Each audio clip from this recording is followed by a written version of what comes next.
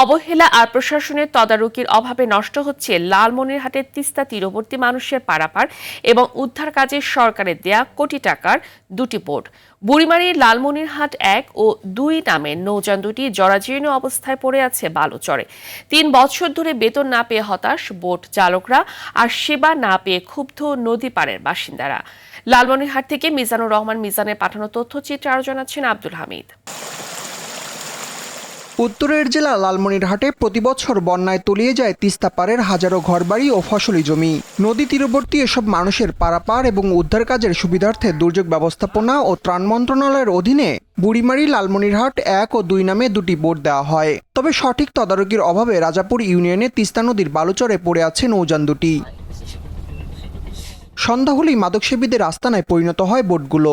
জরুরি প্রয়োজনে চলাচলের সুবিধা না পেয়ে ক্ষুব্ধ স্থানীয়রা। সন্ধ্যা হলে কিছু ছেলে ফেলে আসিয়া এখানে মাদক গ্রহণ করতেছে। চালক এবং পাহারাদার এরা সঠিকভাবে বেতনও পাচ্ছে না। সরকারের কাছে বিনোদন আবেদন এই যে হয় ওনারা এখানে চালু করুক ও নতুবা যেখানকার জিনিস সেখানে ওরা ফেরত নিয়ে যাক। বেতন ও জ্বালানি না দেয় সেবা বন্ধ রয়েছে বলে জানান বোট চালক আলমগীর মিয়া। কিছুদিন পর জ্বালানিও দিছিল এবং মনে করো যে 1 বছর বেতন পাচ্ছি, তখন থেকে মনে করো যে বেতনও নাই এবং এটা কোনো জ্বালানিও নাই। সমস্যা সমাধানে ঊর্ধ্বতন কর্তৃপক্ষকে চিঠি দেওয়া হয়েছে বলে জানান জেলা প্রশাসক।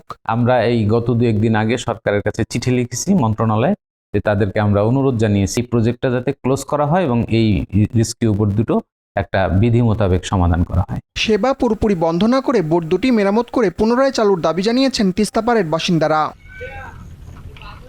আব্দুল হামিদ, RTV।